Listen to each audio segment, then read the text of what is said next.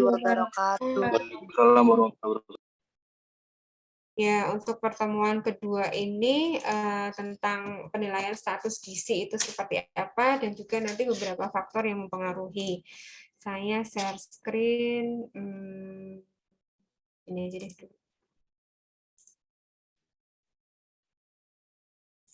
Sudah bisa terlihat share screen-nya? Sudah, Ibu. Lihat Ibu.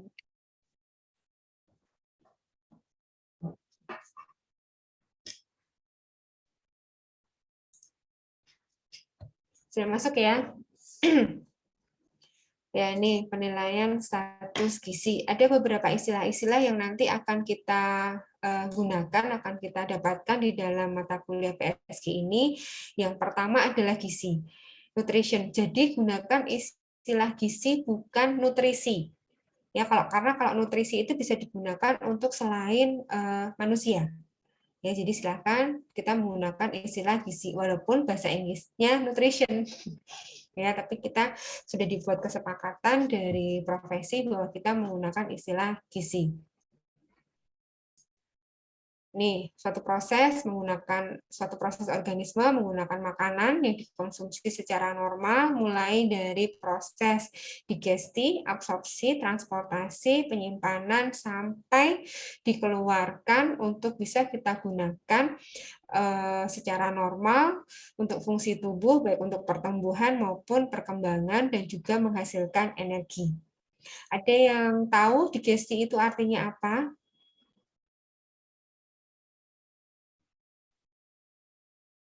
Digesti artinya apa? Pencernaan bukan, Bu? Ya, digesti itu pencernaan. Jadi memecah molekul yang besar menjadi lebih kecil sehingga mudah untuk diabsorpsi atau diserap. Setelah diabsorpsi, diserap, kemudian ditransportasikan ke seluruh tubuh sehingga bisa digunakan untuk sel-sel di dalam tubuh. Kalau tidak digunakan, dia akan disimpan. Setelah diedarkan, disimpan, digunakan, yang tidak perlu hasilnya kemudian dikeluarkan. Itu kemudian, nah, dari mana tadi kita mendapatkan gizi tadi? Nah, di dalam makanan yang kita konsumsi tadi terdapat yang disebut terdapat maaf, terdapat zat gizi. Ya, jadi di dalam makanan yang kita konsumsi ada zat gizi makro dan ada zat gizi mikro. Apa yang kita konsumsi ini, zat gizi tersebut masuk di dalam tubuh yang akan mengimplementasikan, yang akan mewujudkan atau yang terlihat yang kita konsumsi itu dalam bentuk yang disebut status gizi. Jadi ini adalah hasil dari apa yang kita konsumsi dari makanan yang mengandung zat gizi tersebut. Ini makanan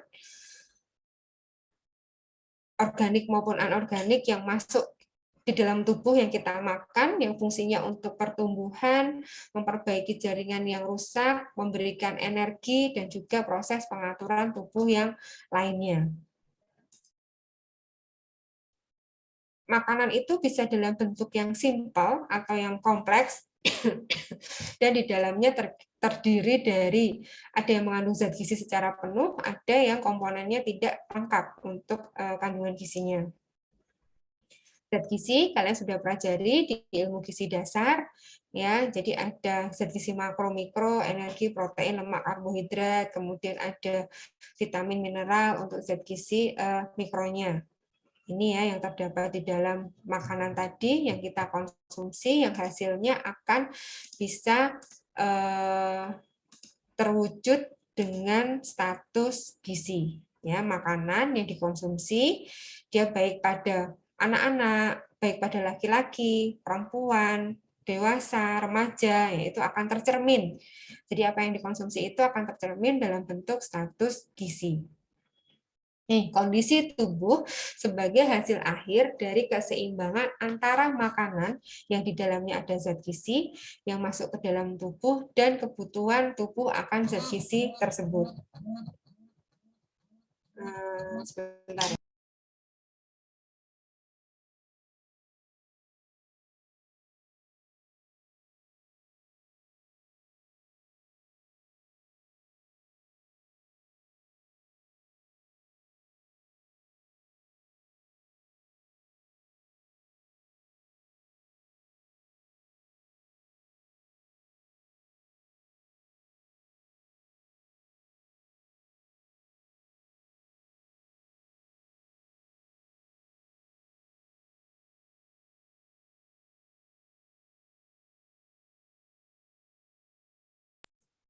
Jadi ini ya status gizi ya, kondisi hasil akhir, kondisi tubuh hasil akhir dari keseimbangan makanan yang di dalamnya ada zat gizi yang masuk ke dalam tubuh dengan kebutuhan tubuh akan zat gizi tersebut. Kebutuhan tubuh masing-masing orang itu berbeda sesuai dengan fisiologisnya. Kebutuhan anak-anak akan berbeda dengan kebutuhan dewasa. Kebutuhan remaja beda dengan kebutuhan lansia. Kebutuhan orang yang tidak hamil berbeda dengan kebutuhan orang yang hamil. Ya, jadi itu berbeda sesuai dengan fisiologis masing-masing individu. Nah, bagaimana kita menilai status gizi? Ya, jadi penilaian status gizi itu ada yang secara langsung dan ada yang secara tidak langsung. Langsung aja. Ini pembagiannya ya tadi ya. Nah, secara langsung itu ada 4. Tolong diingat-ingat, ini yang nanti akan kita pelajari selama 14 kali ke depan. Penilaian status gizi secara antropometri, biokimia, kemudian fisik klinis. Maaf, kurang.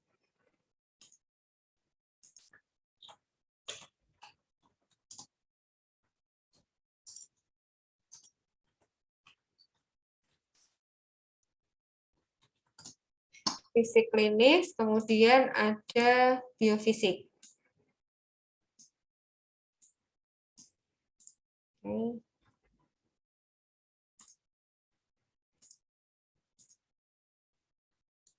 Kemudian yang secara tidak langsung bisa dilihat dengan konsumsi makanannya, kemudian data vital statistik, dan faktor ekologi. Ya, jadi faktor ekologi itu adalah faktor lingkungan individu tersebut. Ini nanti aja deh. Ini yang penting. Jadi garis besarnya penilaian status gizi ada pembagiannya 2 secara umum, langsung dan tidak langsung. Dari secara langsung ada 4, ada antropometri, biokimia, fisik klinik, biofisik. Nanti masing-masing akan kita pelajari antropometri itu seperti apa saja yang harus dilakukan. Kemudian biokimia.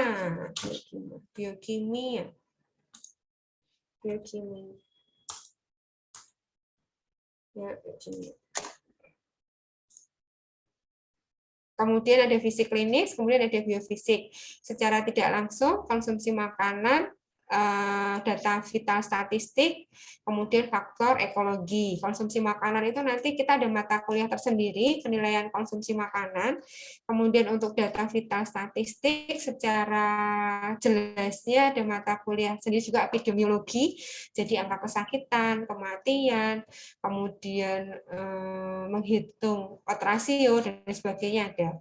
Kalau faktor ekologi, nanti kita bisa berdiskusi, bisa kami jelaskan bahwa yang mempengaruhi itu ada pengetahuan, pendidikan, kemudian adat istiadat, itu juga akan mempengaruhi dari penilaian status gizi secara tidak langsung. Sampai di sini ada yang ditanyakan?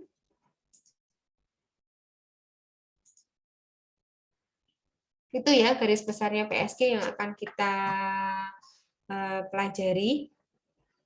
Tadi ada 4 yang akan ada turunannya atau ada perhitungan penilaiannya, bagaimana dengan antropometri, penilaian bagaimana dengan biokimia, apakah harus semuanya kita nilai keempat-empatnya atau bisa salah satu saja. Ya, jadi dalam kondisi ideal kita harus menentukan dalam 4 kondisi tersebut. Bisa secara antropometri, biokimia, fisik klinis maupun biofisik. Tetapi dalam satu kondisi tertentu kita bisa memilih yang memungkinkan. Oh, misalnya dia bisa diukur antropometrinya, ya sudah antropometrinya.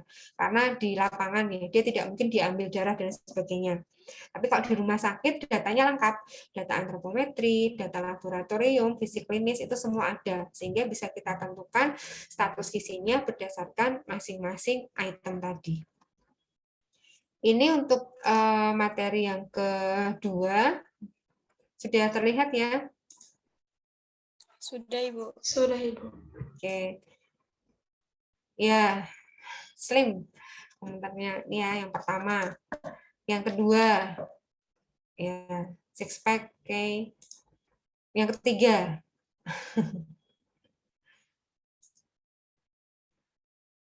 Ya, kemudian sampai kaget melihat berat badannya. Silakan ini kalian yang masih di rumah atau misalnya mengukur berat badan, apakah jarumnya bergeser ke kanan atau jarumnya bergeser ke kiri. Ini anak-anak nggak begitu jelas ya. Sebenarnya ini anak-anak kurang gizi ya. Dia bukan dia pipinya aja yang dia udem. Ini terlihat sampai terlihat apa tulang-tulangnya. Aduh, nggak kelihatan gambar, pecah ini. Nah, kalau ini sih dia pendek ya, kerdil. Kalau ini kretinisme, jadi beda kalau sama stunting. Kalau stunting kan dia normal ya anaknya, tapi kalau yang ini dia kekurangan iodium. Jadi dari lahir dia sudah kekurangan iodium sehingga tumbuh kembangnya nggak berjalan bagus, baik pertumbuhan maupun perkembangannya. Badannya pendek, kemudian tingkat kecerdasannya, motorik kasar halusnya juga tidak bisa berkembang secara normal. Nggak gitu. Ini yang hipotiroid. Gizi atau nutrisi. Ya, kita menggunakan istilah gizi. Tadi ya, proses yang terjadi mengolah yang dari makanan untuk bisa kita gunakan di dalam tubuh, baik untuk pertumbuhan, perkembangan, maupun untuk menghasilkan energi. Pertumbuhan itu bisa kita lihat secara kuantitatif dari berat badan, tinggi badan, tapi kalau perkembangan itu secara kualitatif, gerak motorik kasar, halus, tingkat kecerdasan, bahasa, itu untuk yang perkembangan. Nah, di sini saya kembali, jadi status gizi, hasil ya tadi ya, keseimbangan apa yang dikonsumsi dengan yang diserap, sehingga bisa dilihat dari kondisi fisik seseorang. Misalnya dia konsumsinya bagus, tetapi kenapa berat badannya tidak naik? Kita bisa lihat fungsi dalam tubuhnya berjalan normal tidak? Ada sesuatu di dalam tubuhnya tidak, misalnya ada cacing, kemudian ada virus, ada bakteri di dalam tubuhnya. Nah, jadi yang dimakan itu belum sesuai dengan kebutuhannya. Harusnya kebutuhannya lebih tinggi karena ada virus atau bakteri di dalam tubuhnya. Kemudian karena ada cacing di dalam tubuhnya, ya cacingnya itu dihilangkan dulu agar yang kita konsumsi tidak berebut dengan parasit atau cacing yang masuk di dalam tubuh tadi. Ini ya, masukkan, jadi makanan masuk dulu tubuh yang bisa kita ukur dengan antropometri. Ini beberapa pengertian status gizi ya, yang bisa diukur ya. Jadi status gizi ini bisa diukur baik antropometri, biokimia, biofisik, tapi ini ada yang beberapa yang melihat dengan pengukuran antropometri. Ada yang bisa kita ukur dilihat dengan berat badan, tinggi badan, LLA atau lila sama ya, lingkar lengan atas, kemudian lingkar dada, kemudian ada lingkar kepala, kemudian maaf ini yang terakhir bukan, tapi T. Ada yang tahu kepanjangannya? Bukan C ya, tapi T. Bukan CLBK, tapi TLBK. Tebal lemak bawah kulit. Ya, tebal lemak bawah kulit. Ya. Satu kata berbeda, sudah beda maknanya. Jangan diganti C.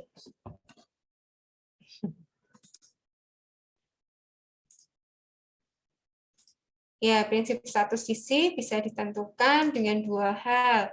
Terpenuhinya makanan yang mengandung zat gizi, kemudian faktor yang menentukan besarnya kebutuhan dan juga penyerapan.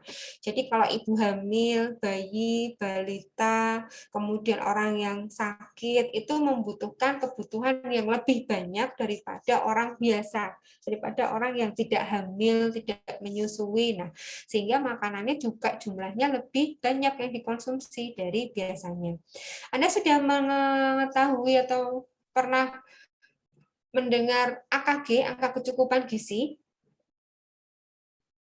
Sudah dipelajari, sudah tahu? Ya. Ada yang belum? Sudah. Ya, sudah ya. Oke, dilihat itu kan dalam suatu kelompok usia. Coba dilihat pada ibu hamil atau ibu menyusui. Itu kan di bawahnya ada tambahan tiap trimester. Trimester 1 kalorinya ditambah 100, trimester kedua ditambah berapa, trimester ketiga ya itu ada tambahannya. Baik untuk semua zat gizi ada tambahannya. Karena memang ibu hamil membutuhkan kebutuhan yang lebih tinggi karena dia ada janin ya. Ibu menyusui juga ada tambahannya.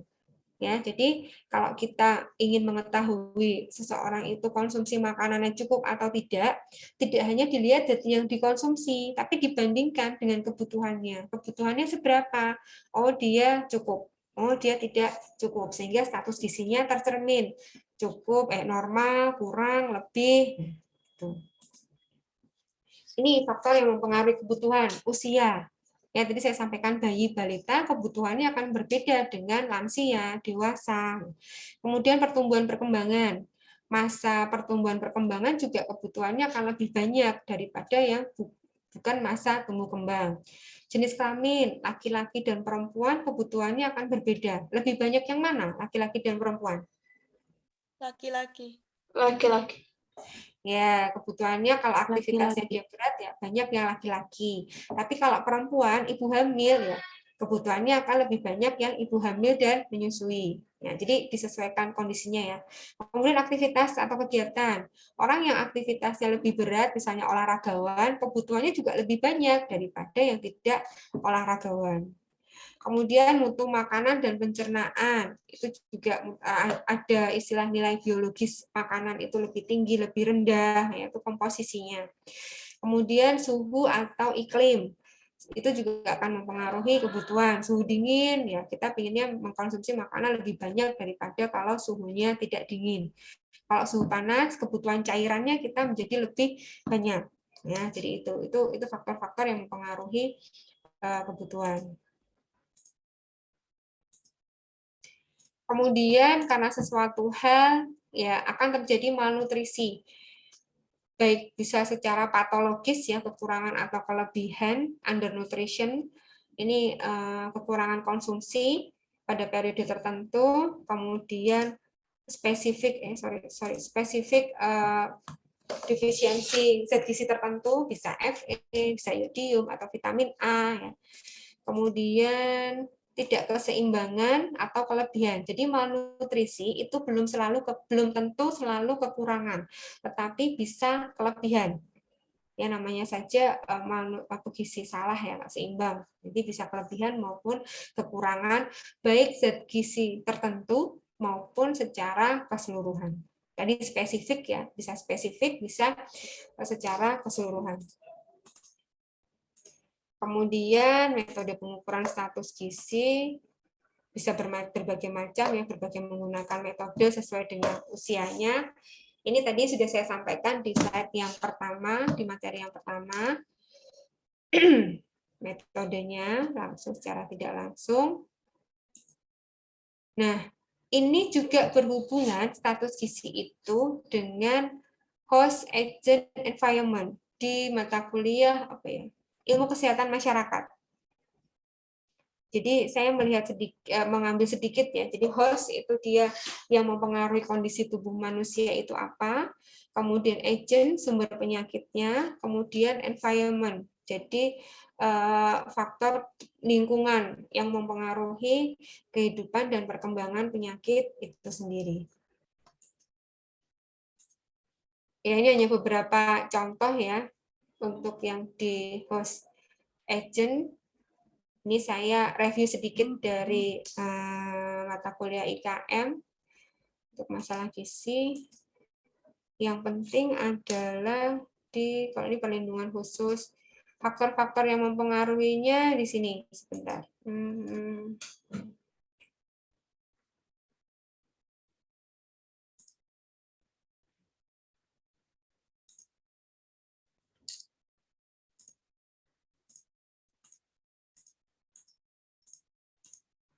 ini adalah suatu kerangka dari WHO. Faktor-faktor yang mempengaruhi status gizi itu dipengaruhi dari banyak hal. Secara langsung, itu ada dari asupan makanan dan penyakit infeksi, jadi langsung ya. Kemudian antara asupan makanan dan penyakit infeksi itu anak panahnya bolak-balik. Asupan akan mempengaruhi penyakit infeksi juga akan mempengaruhi asupan. Jadi asupannya rendah karena dia ada penyakit infeksi di dalam tubuhnya. Nah, kalau asupan makanannya rendah, dia juga bisa merupakan sebagai faktor resiko mudahnya penyakit infeksi itu masuk ke dalam tubuh. Jadi ini anak panahnya bolak-balik antara mana yang lebih dahulu tidak bisa ditentukan, tergantung. Dia susah makan sehingga dia gampang sakit. Dia gampang sakit karena dia susah makan. Jadi itulah kenapa anaknya bolak-balik. Termasuk pola asuh. Pola asuh anak tidak memadai, kesehatan dasar juga tidak. Jadi kembali ke keluarga, seperti di visi misi kita ya, asuhan gizi keluarga, kita kembali ke unit masyarakat yang paling kecil yaitu di keluarga. Bagaimana keluarga itu memberikan pendidikan, terutama pendidikan tentang makanannya. Apakah dia diberikan makanan yang sesuai dengan usianya? Misalnya ASI eksklusif itu sampai 6 bulan. Setelah 6 bulan baru diberikan makanan. Makanannya pun dimulai dari bentuk makanan yang lembek dulu, baru kemudian lunak, baru kemudian makanan biasa. Nggak bisa langsung tahu-tahu dikasih nasi goreng, itu nggak bisa. Ya, jadi ada urutannya. Kita pelajari di GDDK, gizi dalam daur kehidupan. Semester ini, GDDK semester ini atau sudah? Belum, Ibu. Belum, Bu. Ya, belum ya. Oke, nanti kita belajar di GDDK. Jadi sesuai daur kehidupannya, makanan yang seperti apa, bentuk makanannya dan kebutuhannya bagaimana, itu sesuai dengan tahapan usia. Ya, yaitu jadi ibu itu sebenarnya tanpa perlu bukan tanpa perlu ya, dia secara otomatis akan mempelajari gizi karena dia juga menyiapkan makanan untuk keluarganya, sehingga harus tahu makanan yang seperti apa untuk anak bayi, makanan yang seperti apa untuk anak balita, dewasa dan sebagainya. Ya, jadi itu dia benar nggak ngasih makannya. Kalau dia tidak benar, ya akan mempengaruhi status gizi dari anak-anak.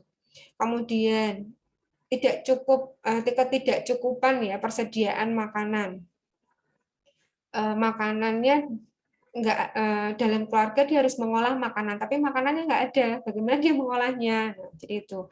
Kemudian sanitasi dan air bersih. Jadi makanan tersebut kita bersihkan, kita olah dengan air yang bersih. Kemudian itu juga dipengaruhi oleh pendidikan, pengetahuan dan keterampilan. Pendidikan, bagaimana dia menempuh pendidikannya. Kalau pengetahuan kan bisa didapatkan dari berbagai macam informasi ya, bisa melalui media sosial maupun di televisi dan sebagainya. Banyak mendapatkan pengetahuan. Kemudian keterampilan dari pengetahuan tadi, kemudian ada dia mempunyai suatu keterampilan tersendiri, kemudian bagaimana mengolahnya. Kemudian juga dipengaruhi dari pemberdayaan wanita, bagaimana wanita itu bisa mengasuh, bisa mengelola, kemudian di dalam keluarga memanfaatkan sumber daya yang ada, sehingga bisa tercukupi dari kebutuhan makanan, sehingga status gizinya juga akan terjaga dengan baik. Kemudian ya ini ada hubungannya yang paling bawah sendiri, itu adalah ya krisis ekonomi, politik dan sosial. Itu sangat berpengaruh di sana. Seperti pada masa saat ini yang sedang tren apa sekarang yang ada hubungannya dengan makanan, yang ada hubungannya dengan ketersediaan makanan. Ya, Bu. Kenapa, Dek? Wiliana tadi mau menyampaikan Minyak, apa? Ibu. Ya, minyaknya kenapa? Mahal, Bu, sulit didapetin. Iya, jadi kelangkaan minyak. Minyak apa? Minyak kan banyaknya macam-macam. Minyak apa? Minyak goreng, Bu. Minyak? Minyak goreng. Ya, minyak goreng. Kalaupun ada harganya ya melebihi atau tidak seperti harga biasa. Selain minyak apa lagi? Daging Kedelai, Ibu. Kedelai, daging ayam atau sapi? sapi. Oke, apa lagi? Satu naik, semuanya jadi ikut naik ya. Telur, telur juga naik, daging, kemudian bawang merah, bawang putih. Kalau cabai sudah agak turun ya. Bawang merah, bawang putih juga katanya naik. Tepung juga iya. Ya, jadi akan berimbas ke bahan makanan yang lain. Jadi yang tadinya naik hanya satu, tapi kemudian merembet masuk ke yang lain. Nah, bagaimana kita bisa mengolah tanpa adanya minyak? Jadi kita tidak tergantung dengan minyak, tidak tergantung dengan daging. Tapi bahan penggantinya pun juga ternyata mahal ya. Daging bisa digantikan dengan kedelai, tempe, tapi tempenya juga ternyata mahal. Ya. Jadi kita bagaimana cara memodifikasi, memberdayakan yang ada atau di lingkungan sekitar. Kita bisa memanfaatkan lingkungan sekitar untuk memenuhi kebutuhan keluarga, bisa menanam ya sayur-sayuran atau buah-buahan di pekarangan. Ada juga yang menyampaikan nggak punya lahan yang luas, tapi bisa ditanam di pot atau di apa tuh yang pipa, apa itu namanya? Hidroponik. Ya, hidroponik ya di pipa itu ya, jadi kangkung, jadi bayam, jadi sayur-sayuran itu kan juga ada. Ya, jadi sekarang beberapa modifikasi seperti itu bisa dilakukan. Ada juga pernah saya mendapatkan di suatu daerah itu dia memberikannya adalah ikan. Jadi budidaya ikan. Jadi kita karena dia nggak punya kolam, dia bikin dari apa itu dia terpal ya, tahu ya terpal atau apa itu dibuat untuk membuat kolam ikan yang sederhana. Nah, diberi ikan, bibit ikan lele kalau nggak salah itu ya, akhirnya dia bisa berkembang banyak, kemudian bisa digunakan untuk memenuhi asupan proteinnya, yaitu ikan. Kemudian juga ada yang anak ayam. Jadi di suatu daerah di SD tertentu, di SDX itu masing-masing anak itu dikasih anak ayam satu-satu, suruh bawa pulang ke rumah, suruh ngasih makan, suruh memelihara. Nah, anak ayamnya itu jadi besar, kemudian dia bisa bertelur, telurnya bisa digunakan, kemudian akhirnya dia mempunyai anak dan sebagainya. Nah, itu ada yang berhasil juga. Ya, jadi ada beberapa yang pernah saya ketahui di daerah-daerah itu ya. Jadi memberikan motivasi kepada masyarakat agar masyarakat itu bisa berkembang. Jadi tidak menggantungkan bantuan dari yang lain. Ya, jadi boleh kita memberikan bantuan, tapi bantuan itu sifatnya adalah membuat masyarakat itu menjadi mandiri. Yaitu tadi bisa dengan kita mengajari membuat tanaman di pekarangan atau hidroponik, kemudian tadi ikan, kemudian anak ayam dan lain sebagainya. Ya, jadi kita tidak memberikan uang terus, tidak memberikan dalam bentuk secara langsung bahan makanannya, tapi kita membuat dia bisa bertahan, dia bisa memanfaatkan untuk kedepannya, untuk seterusnya, sehingga tidak bergantung ke orang lain. Itu yang penting ya, kita memanfaatkan sumber daya masyarakat dan lingkungan tersebut. Ini faktor-faktor yang mempengaruhi status gizi, kemudian keterkaitan status gizi dengan kependudukan. Jelas ya, kalau jumlah penduduknya banyak, kemudian makanan yang dibutuhkan, kebutuhannya juga akan lebih banyak. Ini kelahiran tinggi. Awalnya dari kelahiran tinggi. Awalnya dari mana ini? Ini awalnya dari mana? Awalnya dari mana kemana? Ya ini adalah suatu lingkaran ya, atau kita awalnya dari mana ya. Jadi ada kelahiran tinggi, tapi bisa kita ambil dari salah satu kotak misalnya. Kelahiran tinggi, pertumbuhan penduduk cepat, kalau pendapatan rendah dia bisa mempengaruhi pangan, kemudian bisa menimbulkan gizi buruk. Kalau gizi buruk juga kematian bayi dan anaknya juga akan tinggi.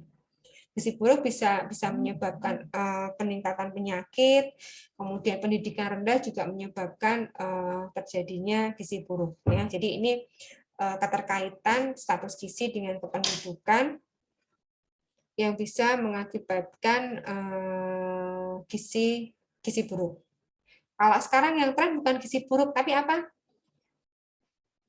Stunting. Iya, stunting. Bedanya apa? Ada yang tahu gizi buruk sama stunting? Atau malah sama?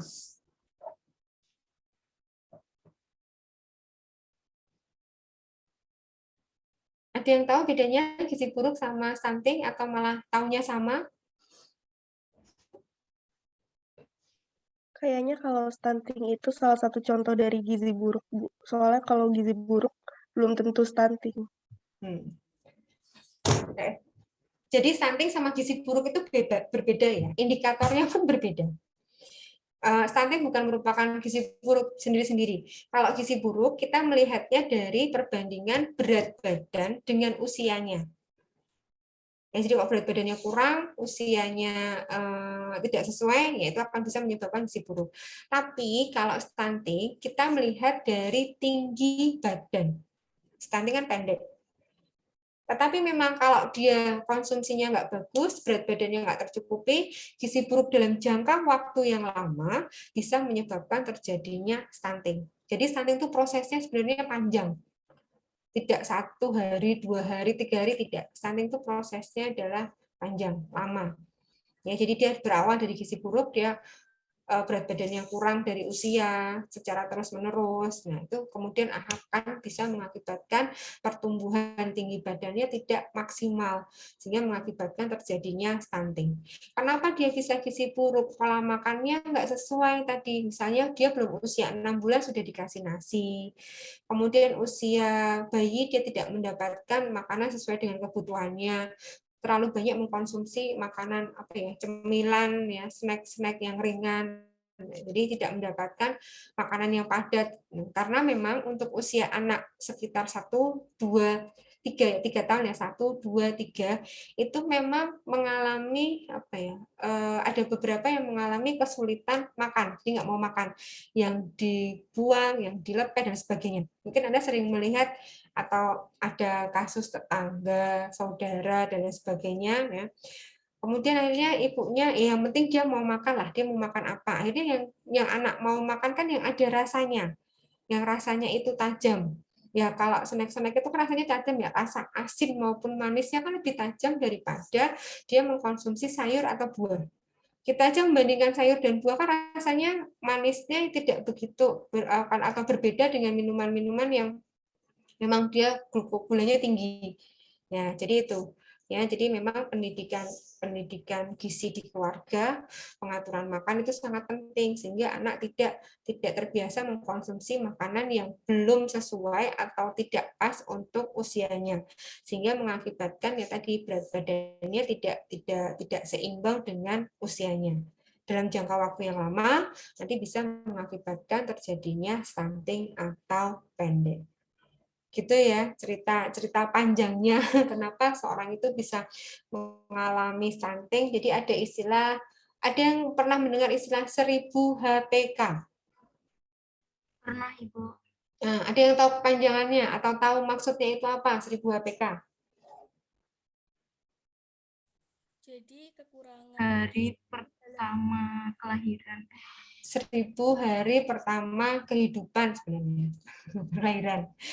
Kehidupan. Jadi dimulai dari masa konsepsi. Ya, konsepsi, janin, kemudian sampai usia 2 tahun. Itu adalah masa yang kritis. Pada masa ini benar-benar kebutuhan zat gizinya, kemudian kondisinya harus dijaga. Ibu hamil konsumsinya harus benar, tidak boleh mengkonsumsi yang senyawa-senyawa kimia agar nanti janinnya tidak terpengaruh senyawa-senyawa kimia tersebut. Kemudian setelah lahir dia mendapatkan ASI eksklusif atau tidak. Kemudian sebelum ibu hamil ini hamil, dia harus dilihat dia anemia atau tidak. Ya. Kemudian status gizinya baik atau tidak. Kalau sudah anemi, status gizinya juga tidak bagus, ya bagaimana nanti dia kondisinya pada saat hamil. Ya, jadi kondisinya dibuat baik dulu, status gizinya dinormalkan, HB-nya dinaikkan, baru kemudian kita sarankan untuk ibu tersebut bisa hamil, sehingga kebutuhan janinnya juga akan terpenuhi. Ya, hamil, menyusui, bayinya mendapatkan ASI eksklusif atau tidak, kemudian sampai usia 2 tahun, ya itu adalah masa kritis, masa penting, bagaimana pertumbuhan dan perkembangan ini benar-benar harus dilihat sesuai dengan usia atau tidak, sesuai dengan berjalan bersama atau tidak pertumbuhan perkembangannya. Pertumbuhannya bagus, tapi perkembangannya, atau perkembangannya bagus, tapi pertumbuhannya tidak. Nah, jadi harus semuanya seimbang antara pertumbuhan dan perkembangan. Oke, itu yang bisa saya sampaikan untuk apa istilahnya ya, pengantar, kemudian kita mengetahui status gizi itu apa, sehingga nanti kalian bisa secara kasus ya, kita melihat tidak hanya dari makanan saja, ternyata banyak sekali yang mempengaruhi dari status gizi itu. Lingkungan, tadi pendidikan, pengetahuan ibu, kemudian di rumah, misalnya bagaimana anak itu bisa mengkonsumsi sayur dan buah kalau di keluarga tersebut tidak menyediakan atau tidak ada. Dia tidak akan mengenal, kan? Seperti kalian kalau tidak mempelajari ini juga nggak tahu. Tapi mungkin kita bisa tahu dari yang lainnya. Nah, jadi itu. Jadi memang suatu kebiasaan, suatu pola di keluarga itu sangat penting yang nanti akan bisa mempengaruhi dari ini kontennya makanan ya, dari status gizi individu, seorang anak, seorang remaja, atau seorang dewasa. Kita lihat kebiasaan makannya di rumah seperti apa. Dulu dikenalkan makanan dasar tidak. Ini sayur A, ini sayur bayam, ini kangkung, ini wortel dan lain sebagainya. Ya, jadi itu pendidikan dasar sekali yang bahkan juga diajarkan di anak-anak usia dini. Jadi anak PAUD, anak TK itu juga diajari ini namanya wortel, ini namanya tomat. Jadi nanti kalau Anda diturun di masyarakat, kita memberikan pendidikan edukasi itu bisa ke anak-anak, bisa ke ibu-ibunya, bisa ke remajanya. Nah, kalau remaja mungkin seperti saat ini ya, banyak sekali minuman-minuman manis, apa istilahnya, boba atau apalah, itu kan kalorinya tinggi. Bagaimana kita konsumsinya? Kalorinya tinggi tapi aktivitasnya mager. Ya, timbangannya akan bergeser ke kanan. Nah, jadi itu sebab akibat aja. Yaitu perlu disikapi, perlu kita berikan edukasi, boleh konsumsi, tetapi nah, jumlahnya, kemudian frekuensinya harus ada aturannya. Ya, jadi kita secara langsung bukannya tidak boleh, semuanya itu boleh dikonsumsi, hanya ada aturannya, ada porsinya, ada frekuensinya. Ya, jadi tidak kemudian bisa dikonsumsi setiap hari, kemudian dikonsumsi dalam jumlah yang banyak, ya. Enggak, jadi ada aturannya. Ya, itu ada yang ditanyakan sampai di sini. Ibu, saya izin bertanya. Ya, silakan. Saya Hanafiah, NIM 166. Izin bertanya, Bu, apabila ibu hamil kekurangan zat gizi itu pasti akan berdampak pada bayinya, seperti berat bayi lahir rendah, dan itu juga pasti berdampak bagi pertumbuhan bayinya. Nah, kalau si ibu berusaha untuk meningkatkan asupan gizi anaknya yang lahirnya itu BBLR, seperti memberikan makanan yang mendukung untuk pertumbuhannya, apakah dengan bantuan seperti itu akan membantu anaknya untuk tumbuh normal atau tidak ya, Bu? Terima kasih. Ya, baik, terima kasih. Tadi siapa namanya? Saya kok lupa. Hanafiah, Bu. Oh, Hanafiah. Oke, terima kasih Hanafiah. Jadi memang dari misalnya dia, kenapa tadi saya menyampaikan ibu hamil itu status gizinya harus baik dulu, HB-nya, agar nanti dia faktor resiko berat bayi lahirnya itu bisa normal. Kalau ibu hamilnya sudah rendah, status gizinya rendah, HB-nya rendah, ya kemungkinan dia melahirkan BBLR itu faktor resikonya menjadi lebih banyak. Tapi kalau memang sudah terlanjur ya anaknya lahir BBLR, misalnya hanya 2 kilo gitu, ya bagaimana caranya kita bisa memberikan asupan gizi yang bagus agar anaknya nanti bisa tumbuh kembangnya baik. Bisa ada istilah tumbuh kejar, jadi kejar tumbuh kejar. tumbuh kejar. Jadi dikejar. Jadi dia diberikan ASI eksklusif selama 6 bulan, ibunya harus konsumsinya yang benar. Jadi yang dikasih makan itu adalah ibunya, bukan bayinya. Itu yang harus kita luruskan. Bayi usia 3 bulan, 4 bulan nangis terus, oh dia lapar, dikasih makan. Dikasih makan, kalau orang zaman dulu kan anak 3 bulan, 4 bulan sudah dikasih nasi ya. Tapi sekarang nggak bisa. Ya, pencernaannya akan terganggu. Banyak sekali kasus bayi meninggal atau bayi dia sakit hanya karena dia sudah dikasih makanan padat sebelum waktunya. Ya, jadi yang diberikan makanan itu adalah ibunya agar bisa menghasilkan ASI yang berkualitas sehingga kebutuhan anak itu akan tercukupi. Ya, jadi itu bisa dikejar, itu diberikan ASI eksklusif full 6 bulan, ibunya konsumsi makanannya diperbaiki, kemudian nanti dia pada saat sudah bisa menerima makanan lebih dari 6 bulan diberikan makanan yang sesuai. Jadi dimulai dari lunak dulu, cair agak lembek, kemudian lunak, kemudian makanan biasa, kemudian konsumsinya juga yang benar, maksudnya ada lauk hewani, kemudian ada hewani nabati, ada sayur dan buah, insya Allah bisa.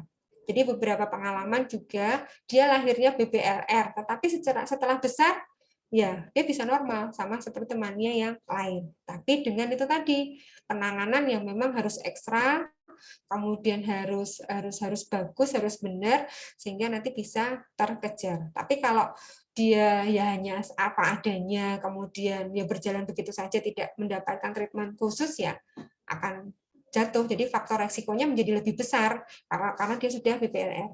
Tapi kalau dia sudah kita tangani dengan bagus, ada intervensi tersendiri, ya insya Allah dia bisa tumbuh dengan normal. Gitu ya. Baik, Ibu, terima kasih. Oke, yang lainnya. Stunting pun bisa, Dek. Jadi berat bayi, kalau tadi kan berat bayi lahir ya kurang dari 2,5 itu BPLR. Tapi kalau stunting pendek itu dari awal. Misalnya dia lahirnya hanya 45 cm, normalnya kan 48 ya, lebih dari 48. Dia ada treatment zinc elemental. Jadi dia diberikan suplemen zinc secara berkala, kemudian ada treatment tertentu. Alhamdulillah ada penambahan, kemudian akhirnya dia besarnya juga nggak stunting. Jadi dari awal kalau dia sudah tahu kita berat panjang badannya kurang, ya kita berikan treatment sehingga nanti dewasanya dia tidak mengalami stunting. Atau malah ada yang dia awalnya normal, tapi karena asupannya nggak bagus, asupannya nggak benar, jadi stunting. Itu juga ada. Ya, jadi kita lihat dari awalnya harus baik dulu sehingga nanti kedepannya akan menjadi lebih baik lagi dan tidak beresiko terjadi stunting tadi. 1000 HPK tadi diperhatikan, yaitu merupakan salah satu pencegahan untuk stunting dengan memperhatikan 1000 HPK.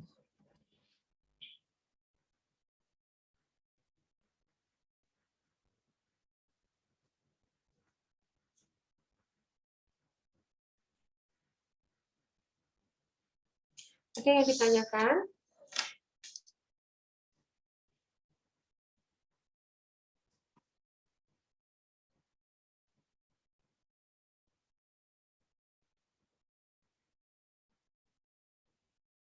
Ada yang ditanyakan? Baik, kalau tidak ada yang ditanyakan, untuk sebentar. Untuk diskusi atau untuk prakteknya ini monggo sebentar mana ya? Salah, sorry.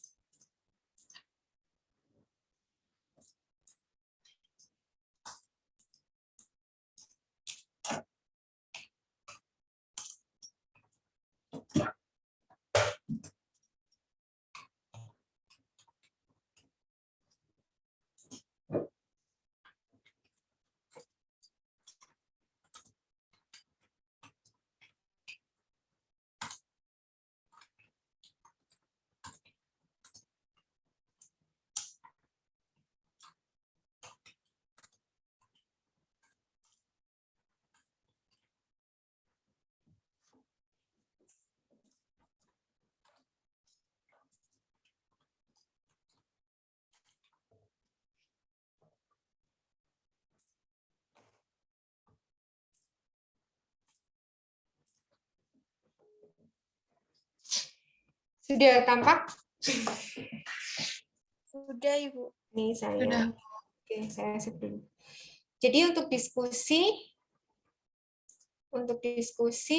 atau untuk praktikum ya. Jadi silahkan Anda bisa membuat suatu infografis temanya tentang faktor-faktor yang mempengaruhi status gizi. Boleh secara spesifik. Jadi kalau misalnya secara umum kan tadi hanya di bagian itu saja ya. Anda boleh membuat faktor yang mempengaruhi status gizi itu pada bayi saja, boleh. Atau pada ibu hamil, boleh. Atau pada ibu menyusui. Jadi bisa secara spesifik, tapi juga bisa secara umum. Status gizi secara umum atau secara khusus sesuai sasaran, ya. Jadi itu. Ini ada berapa mahasiswa? Untuk tugas mau individu atau kelompok untuk prakteknya? Kelompok aja, Bu. Kelompok aja, Bu. Kan namanya juga diskusi, Bu. Namanya juga diskusi ya. Mau berapa? Kalau banyak-banyak juga kadang bingung ya. Ini berapa mahasiswa? 160, Pak. 160. 158, Bu. 158. Oke, 158. Biar tidak terlalu banyak, mungkin 3. Kalau 158 dibagi 3 berapa? Pas nggak? Pas nggak jumlahnya? Mesti yang pas 158 dibagi 3. Lebih sih ya. Kalau 4, 1. Silahkan Anda bisa bertiga, paling banyak berempat, ya. Bisa bertiga atau paling banyak berempat. Silahkan Anda menentukan sendiri. Anda membuat kelompok sendiri, kemudian membuat satu infografis dalam kelompok tersebut. Faktor-faktor yang mempengaruhi status gizi bisa secara umum tadi seperti yang saya jelaskan, atau mau secara khusus. Jadi faktor yang mempengaruhi pada ibu hamil, dia harus memperhatikan apa? Memperhatikan berat badan, memperhatikan asupan, memperhatikan kadar HB-nya dan lain sebagainya. Nah, bisa diambil secara khusus sesuai dengan sasaran dengan referensi. Nah, kalian bisa cari jurnal dulu, jurnal atau hasil penelitian.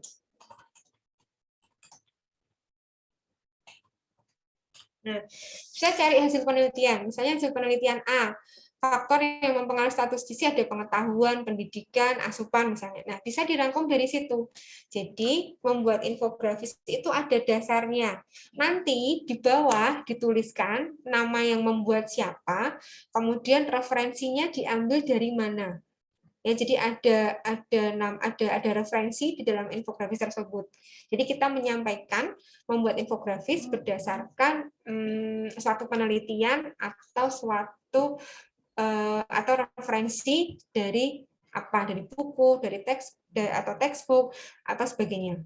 Harapannya itu sesuai dengan sesuai dengan ilmiahnya ya. Jadi tidak mengambil dalam web-web yang kita tidak tahu siapa penulisnya atau pengarangnya. Jadi kita mengambil sesuai dengan kompetensinya. Di sini ada yang disampaikan, dikumpulkan.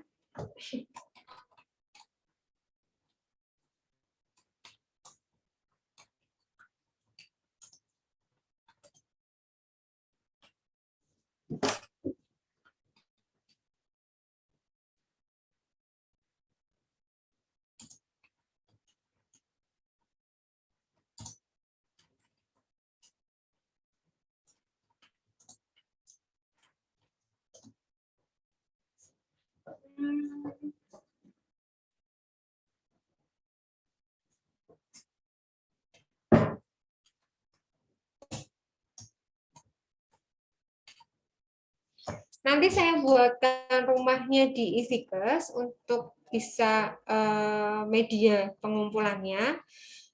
Dan itu kan karena ini sifatnya kelompok yang nggak harus semuanya mengumpulkan, salah satu aja dari kelompok tersebut yang mengumpulkan. Nanti kan saya bisa kelihatan siapa yang menyusun ya, siapa yang membuat infografis tersebut. Sehingga nanti saya bisa membuat checklist untuk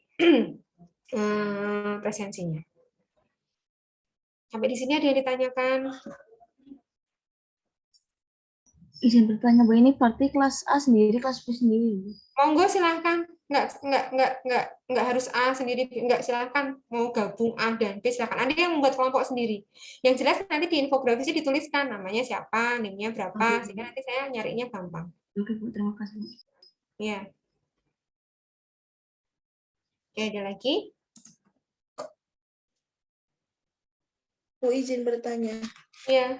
Untuk infografisnya itu dalam bentuk apa ya, Bu? Poster atau yang lainnya? Iya, poster aja. Terima kasih. Oke. Ukuran dan lain sebagainya silahkan, template-nya dan sebagainya silahkan. Saya ingin lihat kreativitas dari masing-masing kelompok. Aduh, aku dengan PPM saya dulu telat paling. Oke, ada lagi yang ditanyakan?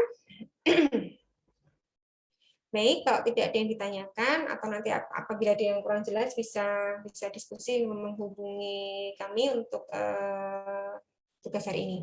Itu yang bisa saya sampaikan. Terima kasih untuk partisipasi diskusi hari ini. Semoga diskusi hari ini bermanfaat. Wassalamualaikum warahmatullahi wabarakatuh. Waalaikumsalam warahmatullahi wabarakatuh. Assalamualaikum warahmatullahi wabarakatuh. Terima kasih, Bu. Terima kasih, Bu. Terima kasih, Bu. Mohon izin.